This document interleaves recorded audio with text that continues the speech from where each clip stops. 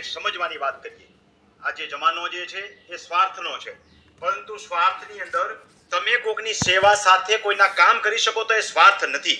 બરાબર મારો કહેવાનો ભાવાર્થ સમજો. મારો હેતુ એ છે કે ખેડૂતોને ઓછા ખર્ચે રેવન્યુની સેવા કઈ રીતે મળી શકે, ખેડૂતો ઓછા ખર્ચે પોતાના રેવન્યુના કામ જાતે કેવી રીતે કરી શકે એ વાત સમજાવવા માંગુ છું.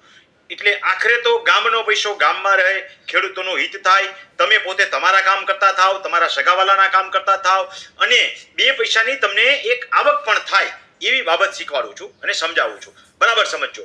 કોઈ પણ ગામની અંદર તમે જુઓ તો વર્ષે દાડે એટલે રેવન્યુની એન્ટ્રીઓ તમે જોજો ને તો દર મહિનાની અંદર લગભગ 8 થી 10, 15, 20 એન્ટ્રીઓ હોય છે. વર્ષે દાડે 100, 150, 200, 250, 300 એન્ટ્રીઓના કામ થયા. કોઈ એક વ્યક્તિ ગુજરી જાય તો એનો વારસાઈ આંબો બનાવવો પડે. વારસાઈ આંબાના આધારે એની નોંધ દાખલ કરવાની થાય, 135 નોટિસ બને, નોંધ પ્રમાણિત થાય. ત્યાર પછી હવે એ વારસાઈમાંથી જેને હક ન જોઈતા હોય, બેનો દીકરીઓને એના હક કમી થાય તો હક કમીનું એફિડેવિટ એગ્રીમેન્ટ કરવું પડે, એ નોંધાવવું પડે, એને 135 ડી પડે અને પછી એની હક કમી થાય. ત્યાર પછી ભાઈનું વિભાજન થાય. ભાઈનું વિભાજન થાય ત્યારે પાણીના હક અને કુવાઓના ભાગ હોય તે અલગથી નોંધાવવા પડે, એની એક અલગથી એન્ટ્રી પડાવવી પડે. અને આવું બધું ન કરો તો ભવિષ્યમાં કજિયા ઉભા થાય. આવા કામ તમે કોઈ પાસે કરાવશો તો એક એન્ટ્રીના 15 થી 20 હજાર હાલે છે. કોઈ પણ ગામની અંદર એક મૃત્યુ થયું માનો કે, અથવા તો હયાતીમાં હક દાખલ થયો તો 4 થી 5 એન્ટ્રીના કામ થયા. તો તમે એ કામ કોઈને 10,000 વાળું, 20,000 વાળું કામ 5,000 માં કરી દેશો તો એને પણ ફાયદો થયો અને તમને પણ બે પૈસાની આવક થઈ. વર્ષે દાડે આવા કામ જાજા નહીં તો દર મહિને તમે 3 થી 4 કામ આરામથી કરી લો તો 15 થી 20,000 રૂપિયાની તમારી આવક થઈ અને સામેવાળા ખેડૂતને પણ ફાયદો થયો. અને ખેડૂત જો જાતે કામ કરતો થઈ જાય તો બધા પૈસા બચ્યા. તો ગામનો પૈસો ગામમાં રહે, કોઈ વ્યક્તિ ખોટી રીતે છેતરાય નહીં, કોઈને ખોટા ચાર્જ ચૂકવવા ન પડે, અને રેવન્યુના કામ પોતે જાતે કરતા થશે તો રેવન્યુનો રેકર્ડ પણ ચોખ્ખો રાખતા શીખે. આ સિવાય ઘણા બધા ઇસ્યુઓ માપણીને લગતા ઉભા થતા હોય છે. ટાઈમે માપણી આપણે કોઈ કરાવતા જ નથી, એટલે નવી માપણી અંદર જે લોચા થયા સરકારને દર 30 વર્ષે કરવા પડે, તો આપણે જાતે દર 10 વર્ષે શું કામ નથી કરાવતા? એક વખત જમીનનો કટકો થયો એટલે માપણી શીટ કરાવી લેવી જોઈએ. કટકો નથી થયો તો પણ 5-10 વર્ષે માપણી કરાવી લેવી જોઈએ, તો તમારા હિસ્સામાં શું આવે છે તમને ખબર પડે. નહીતર એડવર્સ પોઝિશનના પ્રશ્નમાં ફસાઈ જશો. આવી ખેડૂતોને ખબર જ નથી. તો દર વખતની આવી માપણી ખેડૂતોને સમજાવશો, 10 વર્ષે એકવાર માપણી કરાવશો ને તો પણ આરામથી મહિને તમને 2 માપણીના કામ મળી રહેશે. એટલે 2 ખેડૂતને તમે સેવા પણ કરી અને તમને પણ 2 પૈસા મળ્યા. આવા બધા કામ ખેડૂતો જાતે કરતા થઈ શકે, અથવા તો ગામે ગામ એક વ્યક્તિ રેવન્યુનો નિષ્ણાંત થાય. નિષ્ણાંત તો નથી કહેવું આપણે, પણ કોઈ ખેડૂતને મદદરૂપ થાય એટલો તૈયાર થઈ જાય તો પણ એમને પણ 2 પૈસાની આવક થાય. એટલા માટે હું તાલીમ કેમ્પ ચલાવું છું. કોઈને એમ લાગતું હોય કે રમણીકભાઈની આ સેવાની અંદર સેવા નથી અને સ્વાર્થ છે તો અત્યારથી જ મારો વિડીયો અધૂરો મૂકીને નીકળી જજો. હું બીજા કોઈની જેમ કહેતો નથી ભાઈ મારો વિડીયો અંત સુધી જોજો. તમને ગમતો હોય, કામનું લાગે તો તમે જોશો. બાંધા કણબીએ ગામ નો વહે આપણામાં કહેવત છે. એટલે કોઈને એમ કહીએ કે તું મારો વિડીયો આખો જોજે કે આખો ન જોવે, એને કામ નો લાગે તો જોવે. તો આગળ વાત સમજીએ.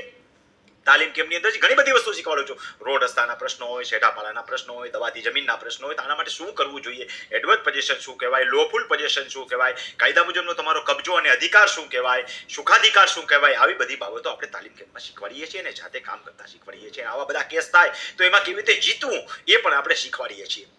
એટલું જ નહીં, માપણી સિવાય ડીએલઆરમાંથી મળતા ડોક્યુમેન્ટની યાદીની ખેડૂતોને ખબર નથી, પોતાના કેટલા કામ ક્યાં થાય એ બધા આપણે શીખવાડીએ છીએ. જેમ કે પ્રાંત ઓફિસની અંદર થતા કામો, ડીએલઆરની અંદર થતા કામો, એસએલઆરની અંદર થતા કામો, એવી જ રીતે મામલતદાર ઈ ધારામાં થતા કામો, મામલતદાર અને તલાટીમાં થતા કામો, બધાની અરજીઓ કેવી રીતે લખવી એ પણ શીખવાડીએ છીએ. તો ખેડૂતોના પૈસા બચે. 200-500 રૂપિયામાં એનું 1000નું કામ થઈ જાય. અથવા કોઈક પાસે આવા ગામે ગામ એક રેવન્યુ નિષ્ણાંત હોય જે તાલીમ લઈ ગયો હોય તો એની પાસે કરાવે તો 2 પૈસા એ નહીં મળે અને ખેડૂતના પણ 2 પૈસા બચે. આવા હેતુથી આપણે તાલીમ કેમ્પ ચલાવીએ છીએ. આગામી તાલીમ કેમ્પ જે છે એ તમને સૌને ખબર છે કે નવેમ્બર મહિનાની 22 અને 23, એટલે હમણાં જ થોડાક દિવસ પછી નવેમ્બર મહિનાની 22 અને 23 તારીખે તાલીમ કેમ્પ છે. બાજુમાં આપેલો QR કોડ સ્કેન કરી અને તમે તાલીમ કેમ્પમાં નામ નોંધાવી શકો છો. એટલું જ નહીં ખેડૂતો, તમે એક વખત તાલીમ કેમ્પમાં આવશો તો બીજી વખત તાલીમ કેમ્પમાં 50% ફી હોય છે. એના કરતાં આપણે વિશેષ લાભ હવે આપીએ છીએ કે ભાઈ ખેડૂત પોતે આવે તો 1-2 વખત આવે, પણ જેને રેગ્યુલર ને આખું તૈયાર થવું છે તો માત્ર 2 જ તાલીમ કેમ્પની ફી એકી સાથે ભરી દે 7,000 રૂપિયા. તો પછી વર્ષ દરમિયાન જેટલા તાલીમ કેમ્પમાં આવવું હોય એટલામાં 551 રૂપિયામાં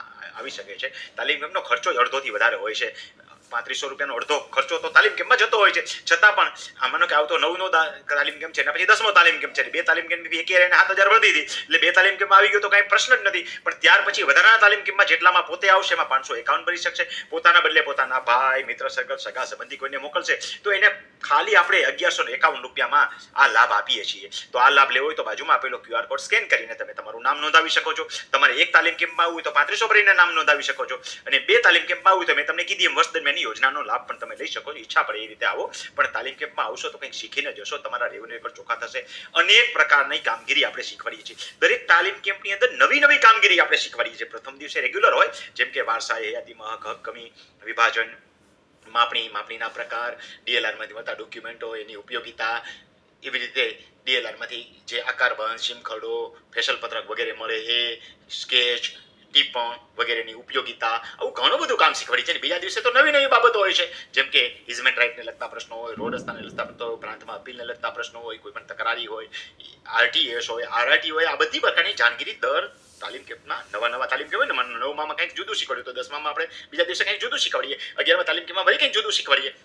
તો ગામથી એક રેવન્યુ નિષ્ણાત તૈયાર થાય તો ખેડૂતોને ઓછા ખર્ચે સેવા મળી શકે, અથવા તો પોતાના કામ, પોતાના સગાવાલાના કામ કે મિત્ર સર્કલના કામ કરી દે તો સેવાનું કામ પણ થાય. આ હેતુથી આપણે તાલીમ કેમ્પ ચલાવી છે. બાજુમાં આપેલો QR કોડ સ્કેન કરી અને તમે તમારી ખાલી નામ નોંધણી કરાવી તો 1000 રૂપિયા ભરીને નામ નોંધણી કરાવી શકો છો. અને મેં આગળ કીધું એમ 2 તાલીમ કેમ્પનો લાભ લેવો હોય તો 7000 રૂપિયા ભરી અને તમે 2 તાલીમ કેમ્પનો લાભ લઈ શકો. ભાઈ જ્યારે આવવું હોય ત્યારે તમે 551 ભરીને લાભ લઈ શકો છો. હવે બાજુમાં આપેલો મોબાઈલ નંબર પેલા સમજી લેજો બરાબર, કોઈએ ફોન કરવાનો થતો નથી. ડાયરેક્ટ ફોન કરશો તો મને અગવડતા પડે એટલે નંબર બ્લોક કરું છું. એટલે તમારે 9898104494 ઉપર મેસેજ કરવાનો છે. 9898104494 ઉપર મેસેજ કરી અને મને માહિતી મોકલાવી શકશો. બાજુમાં આપેલો QR કોડ સ્કેન કરીને તમારું રજીસ્ટ્રેશન કરાવી રજીસ્ટ્રેશન મને મોકલો એટલે તમે રેવન્યુના કામ કરતા જાતે થઈ શકશો અને આવતા તાલીમની તમામ માહિતી તમને ઘરે બેઠા મળી રહેશે.